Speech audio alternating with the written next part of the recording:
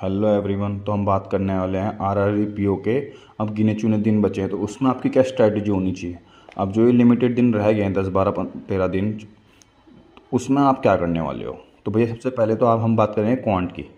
सबसे पहले एक डेली एक मॉक, क्योंकि आपको पता है 20 मिनट में 40 क्वेश्चन अटैम्प्ट करने हैं तो स्पीड होनी चाहिए अच्छी। और ये कैसे होगी, उसमें आपको यूज़ करना पड़ेगा सेगमेंट स्ट्रैटेजी। कोई भी एक सेगमेंट एग्ज़ाम का, उसके आपको देखने कि कौन सा आपका वीक है कौन सा आपका स्ट्रॉन्ग है, उस हिसाब से आपको ध्यान देना पड़ेगा।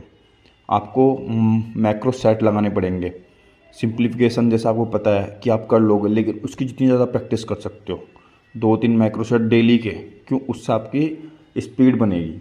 और आपको पता है कि अगर आप हर क्वेश्चन में 1 सेकंड ही बचाते हो, तो 2 2 सेकंड भी अगर आप हर क्वेश्चन में सेव करते हो तो 10 क्वेश्चन में 20 सेकंड हो जाते हैं। ऐसे आप क्वाड्रेटिक में 1 सेकंड करोगे, 5 में, तो ऐसे ऐसे करके पूरा 1 मिनट अगर आप पूरे पेपर बना देते हो तो 1 मिनट में आप 2 क्वेश्चन कर सकते हो एक्स्ट्रा मैं, है ना। तो वो करना है। उसके बाद टाइमर लगा के करना है, बिना टाइमर के कोई प्रैक्टिस नहीं करनी है, ठीक है। तो सब प्रैक्टिस। उसके बाद आता है अर्थमेटिक। अर्थमेटिक आप छोड़ नहीं सकते, इसके लिए आप साइड प्रैक्टिस करो। आपको टेक्स्ट बुक या ओली बोर्ड जहाँ पे भी मिले प्रैक्टिस करो। इससे क्या होगा, 2 चीज़ें क्लियर हो जाएंगी कि एक तो आपको पता चलेगा कि आपका स्ट्रॉन्ग कौन सा है और वीक कौन सा है।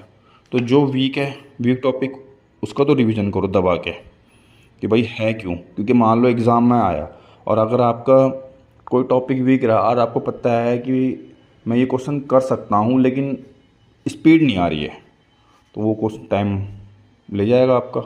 लेकिन अगर आपने रिवीजन कर रखा है, प्रैक्टिस कर रखी है, तो वो आप क्वेश्चन वहाँ अटैम्प्ट कर लोगे। क्योंकि ऐसा ना हो जो क्वेश्चन सब कर रहे हैं वो आप छोड़ दो, वो दिक्कत दे जाता है, ठीक है।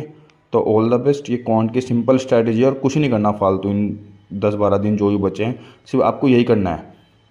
डेली एक मॉक, सेगमेंट स्ट्रैटेजी जिसमें आपको मैक्रो सेट लगाने हैं और अर्थमेटिक का सेट लगाना और रिवीजन करना है, ठीक है।